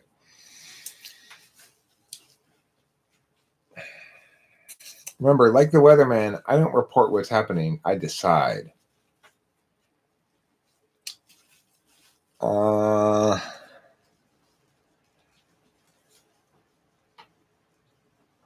So yeah, duality. Duality is, I think it's more significant a factor than the other factors. because Kim and I aren't going anywhere. We're together forever. I don't think we could leave each other. I don't think we could conceivably do so. We probably both think about it sometimes when we're fighting. Kim gets very emotional, and so do I. And you know, we both get very frustrated, but it doesn't mean that I think I ought to be with somebody else. It just means that it's time to play poker. Right, exactly. When I'm really pissed, I'll go play poker. And that makes me feel better. Or I'll do this. This makes me feel better too. And then when Kim comes in and we're interacting like here, you know, we interact a lot better. Yeah. You know, everybody performs better when watched. Nobody, yeah, the grass is definitely not greener for either of us on the other side. We've got a lot invested in this relationship already. Coming up on 2 years. We live together. We got shared finances. Most of the time, things are great. But, you know, sometimes things get dicey. And, you know, we have fights. I scream at Kimberly like I've never screamed at anybody in my life. People all have object permanence, Dan Klein. If you didn't have object permanence, you would think that that, you know, when you set down your sunglasses and you looked away, that they disappeared and were no longer there.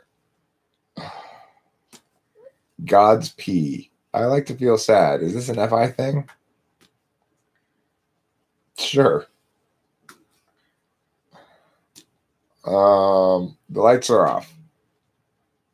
Well, that's why it's dark. My girlfriend says I'm hotter when rehookig? Oh, when the lights are off. Huh. I don't know what my girlfriend thinks. Right. No object permanence equals goldfish. Hey, look, a castle. Where did this come from?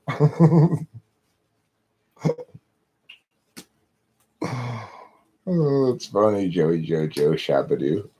You got a great name, by the way. I hope that's your Christian name. Yeah, we're naming our Joey Jojo.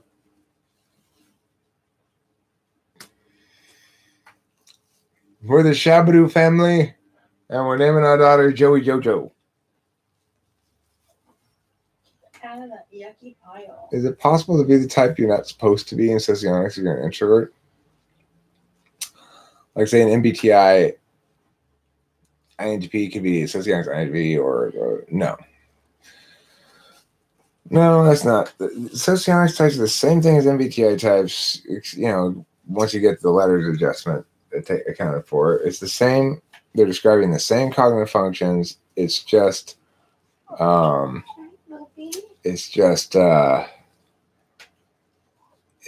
they describe them a little bit differently. And to the extent they do disagree, one of them is right and one of them is wrong.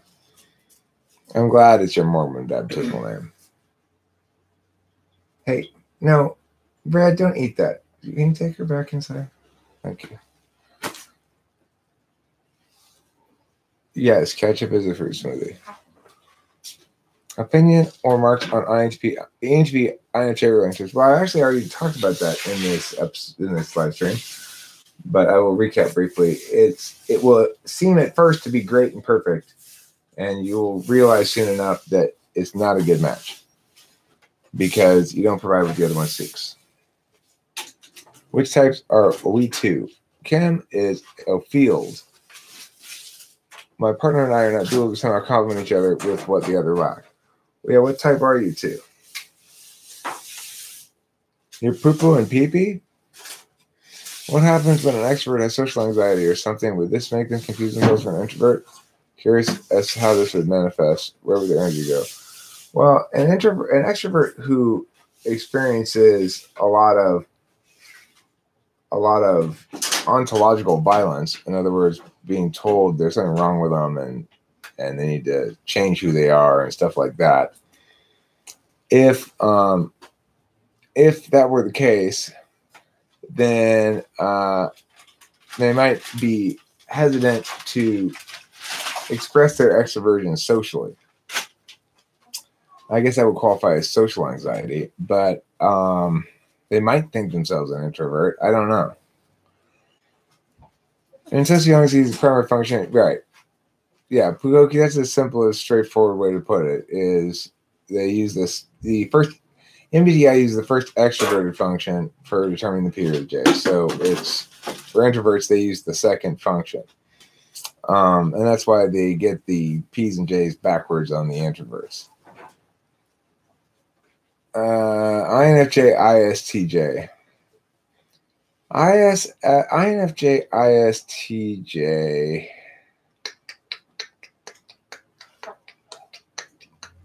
It's a weird one.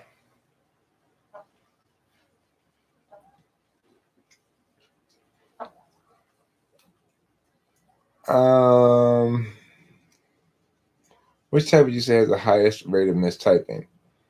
I mean, which personality type types themselves as something other than they are most frequently? Probably ESFP, because nobody wants to be an ESFP. Or you mean which type is the people wrongly think they are most frequently? I would guess it's one of the NTPs or INFJ. ISTJs are very good at loving another person. So you get that when you get an ISTJ. They're not that concerned about fairness, and they're not that concerned about FE shit at all, obviously. So, they're good at loving people and at being good to them.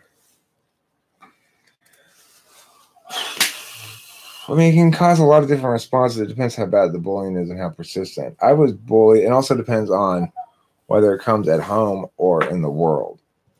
I have a theory that if you experience justice in one place, either out in the world or at home, and injustice in the other place, either out in the world or at home, then you'll be an 8 in your tri-type for an Enneagram. I experienced a certain amount of injustice out in the world and a certain amount of bullying. It didn't cause in me social anxiety because it wasn't really that overwhelming or bad. It caused a lot of anger, and it caused, I guess, a certain amount of like reactionary kind of approach towards life, like nobody's going to give me any shit, that kind of attitude. I can relate. And I think that, yeah, all 8s can relate. Nobody's going to give me any shit. All 8s can relate to that. But whether or not it causes social anxiety is another question. I think for extroverted thinking types especially, it's mostly likely to cause anger. Did I have that black eye before? Do I have a black eye? I don't think so.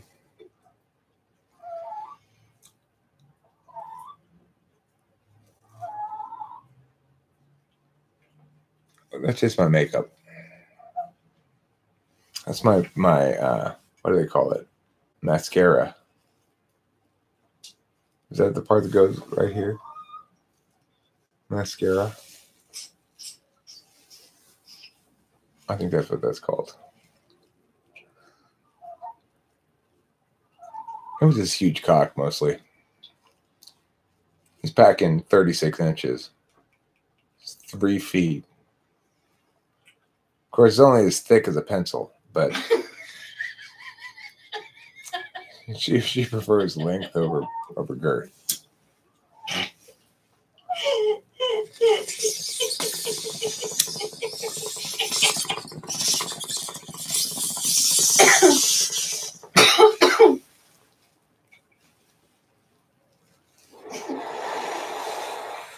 Focus on bettering your fourth and turn increase the level of your first since they're on axis. No, it'll decrease your first. To be a more balanced person means indulging in your first function less. So my maturity and balance make me sleep more, stay up all night less, make fewer videos, yada yada yada. But I'm a more complete and happy person. And also true, while my innie is more tethered, it's more effective. So I make better choices about what to work on, and I waste less time now. So that's what it means to bring up your fourth function higher. Is it you're gonna it's at the expense of your first function, and that's okay. Now here they are, ISTJs have a reputation for that being good in bed.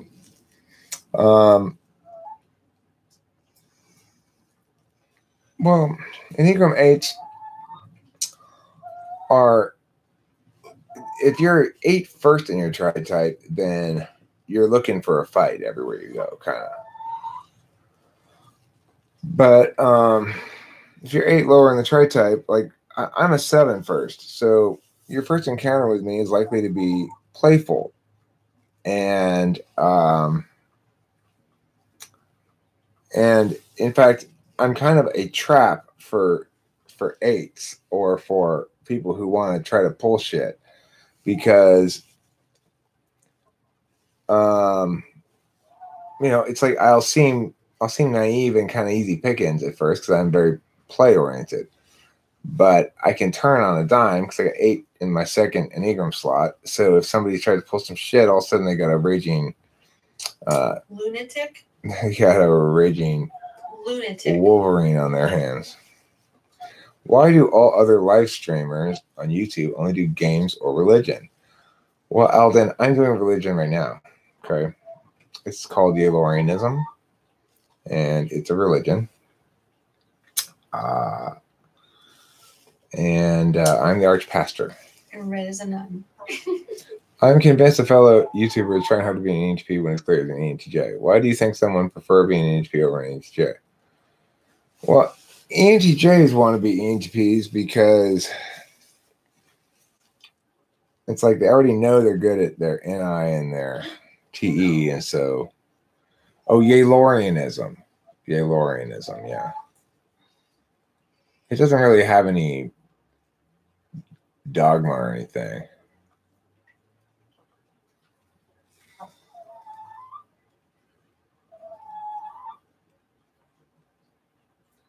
Oh, Joey Jojo Shabadoo, it seems like you guys are actively trying to find the things about each other that you can celebrate. And when people work together like that, then, you can make just about anything work.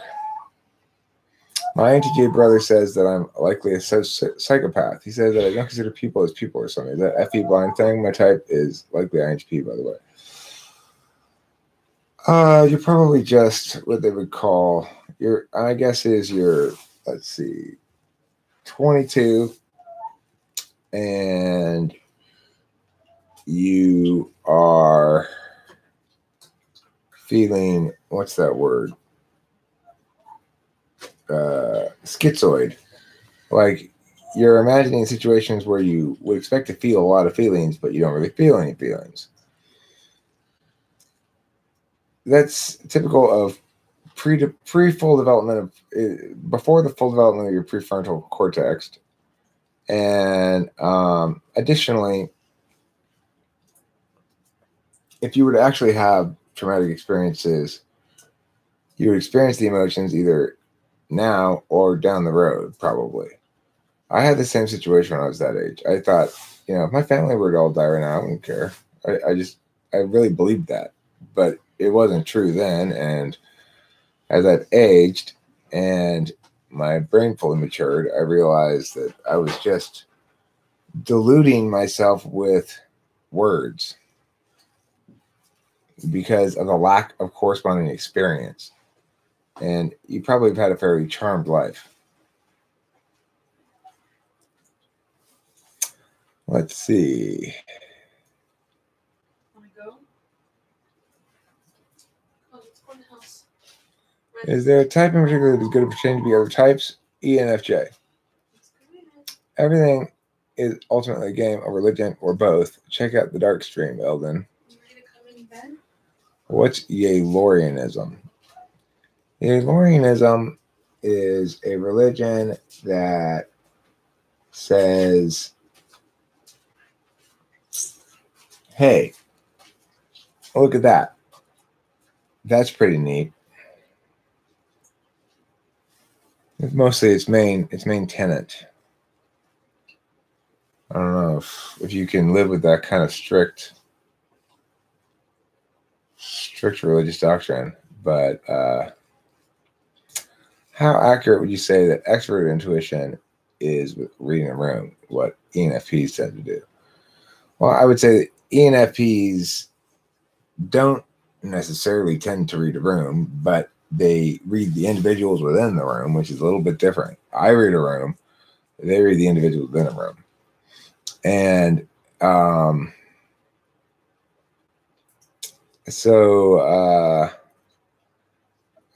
and the reason I think they do that with expert intuition and FI, mostly with their FI tool function. They're resonating with actual emotions rather than the representations of emotions that FE deals with. So NE is not necessarily good at reading things. NE doesn't. That suggests that you're knowing what is already about something. That would be an NI kind of conclusion. NE can generates new meaning that maybe is rooted in something in the external environment, but are you at 2 hours yet? Not quite. I'm at an hour 46. Want me to stop at 2 hours? Yeah. Do you want to go get coffee Sure. and waffles and not talk about our fight? Okay. It sounds like a deal. Come on, Pablo. What cognitive functions make a person listen primarily to the lyrics in a song versus listening to the music? Well, ISFJ. It's actually, I don't think, a cognitive function thing. I think it's a whether or not you're a musician thing. So there have been studies that show that people who are musically active, like musicians, hear music very differently and activate lots more parts of their brain than people who just listen holistically to music as non-musicians. And interestingly, I remember when that switch happened in me. I remember noting it and thinking, oh, I listen so analytically to music now. But that actually ended up passing. Now I listen and feel and understand music better than I ever possibly could have dreamed of before. But I think it has to do with the depth of your familiarity with music as to how you listen to it. And everybody listens initially with sort of this holistic, you either like the way it sounds or you don't. If you just like the way it sounds and you sing along with the lyrics, you may be paying attention to what they mean or not, but you're probably memorizing them whether you want to or not when you're a little kid. Especially if you're an auditory type, which is to say an intuitive.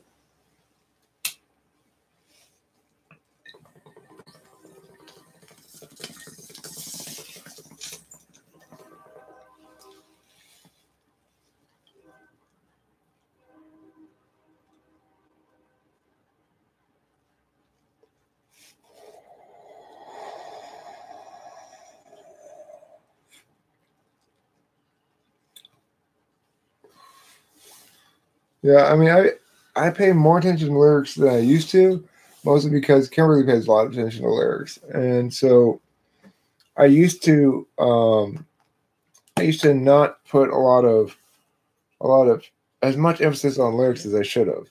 I'd freestyle a lot of my lyrics. Nowadays, I'm much more cautious of my lyric writing because I know it matters to Kimberly a lot, and I want her to like my music, and that I think I've made progress in that area. I think. At first, she dismissed me musically entirely, and I've gotten better, partially in response to that dismissal. Yes or no? No. And, she's had a lot of good constructive criticism that has helped me. one of the areas is to focus more on lyrics, because as somebody who, I just want to naturally listen to melody and rhythm, and I think singing along with the song is singing along with the song whether you know the words or not. You just kind of sing along with the melody of it, with yada yada yadas or whatever. And then that's why I don't really necessarily at first pay much attention to the lyrics. Is it easier for you to come up with lyrics on the fly when you're playing the guitar? Hell no. No. You come up on the fly with lyrics when you're sleeping, when you're talking to the cats, when you're in the bathtub, when you're in the car. No. You could be holding a screw. Well, the answer to the question is, the answer to the question he's asking, which is not the question you're answering, is yes, it's easier to come up with lyrics on the fly than it is to write them, but not because it's easier to come up with them, but rather because I don't have to be as perfectionist and I get to judge it by a different metric. So I go, well, for lyrics come up with on the fly, for freestyle lyrics, these are great. I'm really impressed with my freestyling.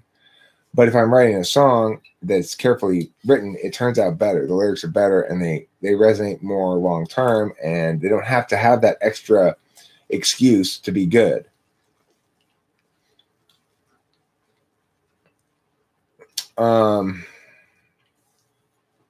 What types develop schizoid tendencies earliest? I mean, I think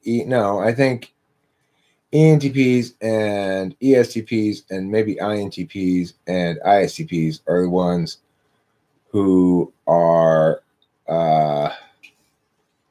likely to develop schizoid tendencies. And they're not really tendencies. It's, in my opinion, mostly a mistake that people make because they're thinking so much and they haven't had the experience. ENTPs and INTPs most likely because it's the lack of the SI experience of negative of emotional triggers. Bye, Sheila. That's why I think it's INTP, ENTP most likely. Do I think chemtrails are real? No. If they were, what would be the purpose of them? They'd like to control the weather or something? Then why not? If it's a really good idea as a policy, then why not just tell everybody about it? What music do you listen to and what music influences yours? I mean, I've listened to a lot of stuff over the years. Nowadays, I just mostly listen to the radio. I have some playlists I listen to, like Snappy Tracks that's full of like hits like, Don't Stop Believing and Eye of the Tiger and Taylor Swift, and Call Me Maybe and stuff like that. I like songs like that. I like catchy, I like NI bombs. That's what I like. I like tracks, NI tracks that NI pop. What type gets the most paranoid about trivial matters and why? I mean, it's got to be INFJ, I would guess. And the reason is because, well, I don't know if they get paranoid about it, but they're always reading everything. Kim gets a little paranoid sometimes. I can get a little paranoid sometimes. And Kim probably be an intuitive who's reading meaning and everything. INFPs, I'd buy that.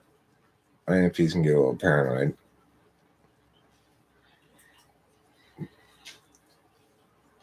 I've written books and stuff. You can find some of my writing on my blog, riceastros.blogspot.com. I would like to do a, I have this thing, Cyrilius, this video called Spud Brow Spree. Spud Brow Spree is a kid's poem. I have I have some kids' poems like this that if you go to YouTube and search this, you'll find it. Spud Brow Spree. Anyway, it's a kid's poem that I want to make into like a kid's book, right? With my kid's poem with illustrations. The video I currently have is Spud Brow Spree. My friend Cameron drew the picture. He's not really a very good drawer, but anyway. No, he would only want to be an ENTP. You cannot ask an ENTP that. They're very full of themselves. If you could be any other type, would you choose? Would you stick with the ENTP? I'd just stick with the ENTP. Is it possible to have a neutral personality? No. What is the best argument to shut down anti-vaxxers? I mean, I would say, well, it depends what they're advocating. They're advocating that nobody be allowed to vaccinate their kids. No, that they shouldn't be able to force us to do it to put our kids in school.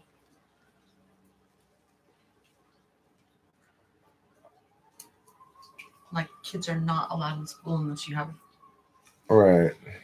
vaccine records. And yet kids are forced to go to school. So, right. In other words, it's a catch-22. I mean, yeah. If they're arguing that the catch-22 is the problem, then they're right. That is a problem. If they're arguing the vaccines are bad, then they're wrong. That too. I'm not allowed to stick with the NTP. Well, then I'd probably be an ISFJ.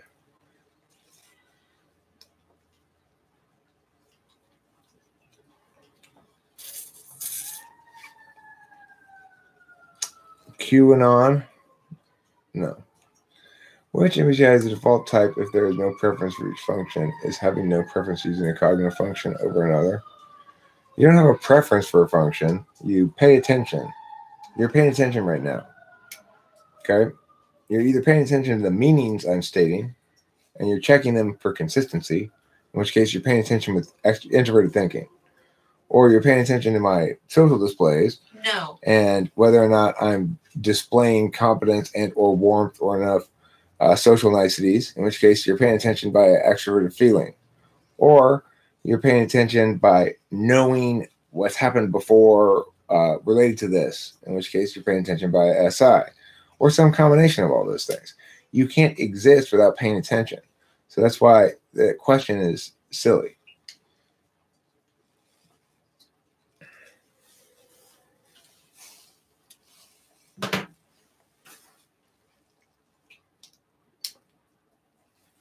This one again. Well, I don't think you have to analyze them independently for each vaccine. I think your point would be that you have to articulate exactly what argument's being made by them. It's not about the specific vaccine, it's about the specific argument. Are they saying vaccines are bad because they cause these problems? Then you would respond to that by saying, no, they don't. You're wrong. If they're saying vaccines are bad because you shouldn't be forced to give them to your kids, even though I don't mind giving my kid a vaccine, I don't want to be forced, that's a different set of arguments.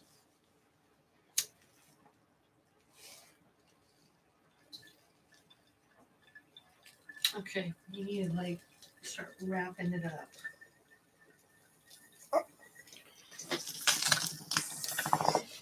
All right. You're the lady. I got to wrap it up. So, thanks all y'all for keeping me company. Counseling. Thank you. Thank you. Does weed affect personality type of cognitive function? I already answered that. No. Makes me more chill. Makes me more rock and roll.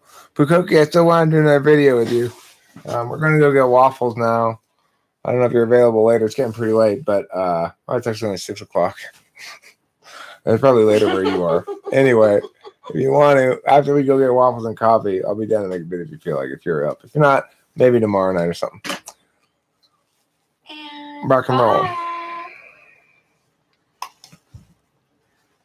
And